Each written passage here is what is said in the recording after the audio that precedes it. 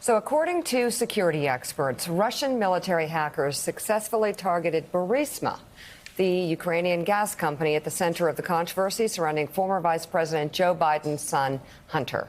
The hack was detected by a Silicon Valley security firm, Area 1, which issued a report on how Russian hackers breached one of Burisma's servers with a, quote, phishing campaign targeting the email credentials of employees at Burisma Holdings.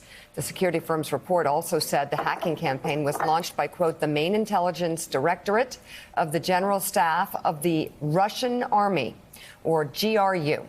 While it was unclear what exactly the Russian military hackers found, Area 1 stressed that, quote, our report is not noteworthy because we identified the GRU launching a phishing campaign. It is significant because Burisma Holdings is publicly entangled in U.S. foreign and domestic politics.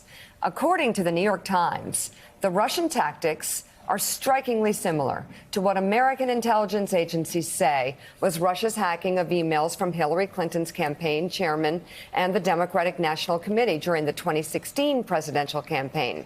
Citing experts, the paper framed the cyber attack as a Russian attempt to find, quote, the same kind of information that Trump wanted from Ukraine, setting off a chain of events that led to his impeachment. In response, the Biden campaign released a statement saying, in part, Donald Trump tried to coerce Ukraine into lying about Joe Biden. Now we know that Vladimir Putin also sees Joe Biden as a threat. The Russian government and Burisma did not respond to the New York Times for a comment on this story.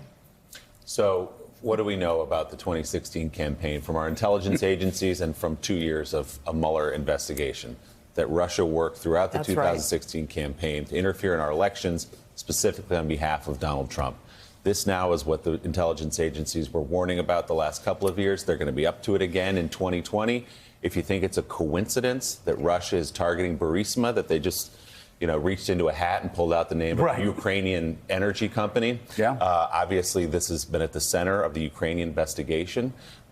We don't know exactly or specifically what the GRU was looking for or found, but obviously, with all the stories about Hunter Biden and Joe Biden, you would point right there. And this time, the critical difference between 2016 and this year is not what the Russians in the GRU unit of the Russian army might do. We know what they might do. The critical component this year is what are we going to do in terms of reporting it? In terms of talking about it. Are we going to state flatly right out that this is a Russian hoax, which we did not do, we didn't know, really, in 2016? But what are we going to do in terms of paying attention to it as a news story? Well, and John Heilman, what's remarkable is you actually have Republican senators from Louisiana, Kennedy, from Texas, Ted Cruz. You've got Republicans in the House that have been spreading Russian propaganda, specifically spreading propaganda that Vladimir Putin was pushing out, that the intel agencies warned senators not to push out. And we also have a Republican Party that continues to ignore what, and certainly Moscow Mitch, at least that's what people in Kentucky are calling him now, Moscow Mitch, they're refusing to protect America from what Donald Trump's own hand-selected intel agency heads told America and told Congress, which is the greatest threat, stay with me, everybody, the greatest threat facing American democracy is not North Korea, it's Russia hacking our democracy. And yet, John, Republicans are not only not doing anything about that, they're parroting Russian propaganda instead. Yes, and look, Joe, we've commented on this show for a long time. I mean, I think it's one of the most extraordinary things of this entire Trump era, and there have been a lot of extraordinary and kind of appalling and disturbing things that have happened. But this sight of the people you mentioned, the people like Ted Cruz and the people like Senator Kennedy getting on television and saying, well, yeah, we'll accept the notion that Russia did meddle in the 2016 election because the evidence for that is incontrovertible. But it's also possible that Ukraine meddled. We're not going to back down from that, even though all of them who, if they're at a senior enough level, they had briefings on this. They've been chastised about it in public. There is no evidence that beyond the writing of a few op-eds, there was any kind of Ukrainian interference or intervention in the 2016 election. Yet they continue to peddle this line, which, as Fiona Hill and others have argued, is a direct piece of propaganda, as you started your comment. So what do we make of all this in the context of that behavior by the Republican Party? And what we're now learning from the New York Times about the effort to hack Burisma. And what we know is going to be happening between now, January, and November of this year, where the base of the election security of the country, social media, all the stuff we saw in 2016 is going to happen over again and again, and it's going to happen on steroids this time. And we now know the Republican Party does not care. So what does that mean? It means, I think, that whatever the outcome of this election is, we are headed down a path, if nothing changes, for the outcome of this election in 2020 to have more dispute around it and less fundamental, basic kind of bedrock legitimacy in the public mind, or at least in half of the public's mind, than we've ever had in our lifetime. And I think that's incredibly, incredibly unsettling to be able to say that 10 months out and have no one in this government and the executive branch and in the Republican Party saying, hey, you know what, we got to deal with this because we're going to have a huge problem in November if we don't make some changes. Well, and the stupidity of it is a precedent that it sets. Just the absolute stupidity. I remember during impeachment in '99, Reverend Al, going around to Republicans. I know it doesn't seem like a Republican's ever going to get elected president again, but we really need to hold this Democratic president to the same standard that we would want a Republican president held to, because there's precedent.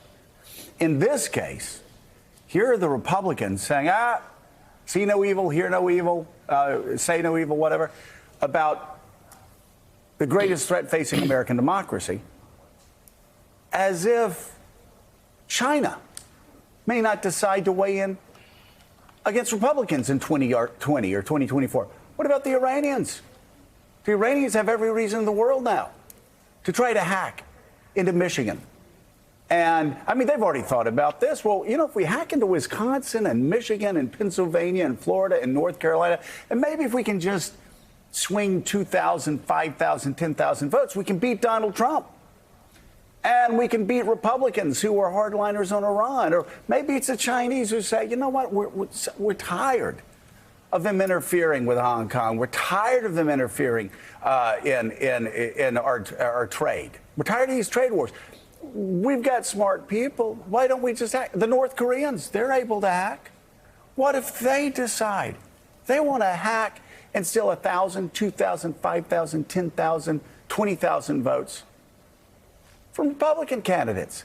Could swing an election, not only for the White House, but for Senate races, congressional races. And these Republicans are sitting back, acting like 2016, they're fighting the last war, acting like, oh, we have nothing to worry about. They got everything to worry about. We all have everything to worry about. Absolutely. Silence is consent. I mean, when you have the overwhelming evidence about Russian interference, Russian hacking, and it really swings some voters, and we begin to see absolutely no response from Republican leadership and from this incumbent White House, it is really frightening, because in that silence, you can only assume that they either are all right with it or they don't want to confront it because it's swaying their way. But you're absolutely making the very foundations of what the democratic principles of the country was built on, whether it lived up to it or not. You're making it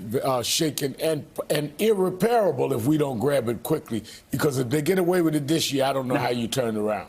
And of course, of all the things that the Russians could choose to hack, what do they choose to hack? They choose to hack Burisma. Joe Biden, Hunter Biden, and the whole thing. And so it all starts all over again. It's like, you know, since we're doing baseball today, Yogi Berra, it's like deja vu all over again. Thanks for checking out MSNBC on YouTube. And make sure you subscribe to stay up to date on the day's biggest stories. And you can click on any of the videos around us to watch more from Morning Joe and MSNBC. Thanks so much for watching.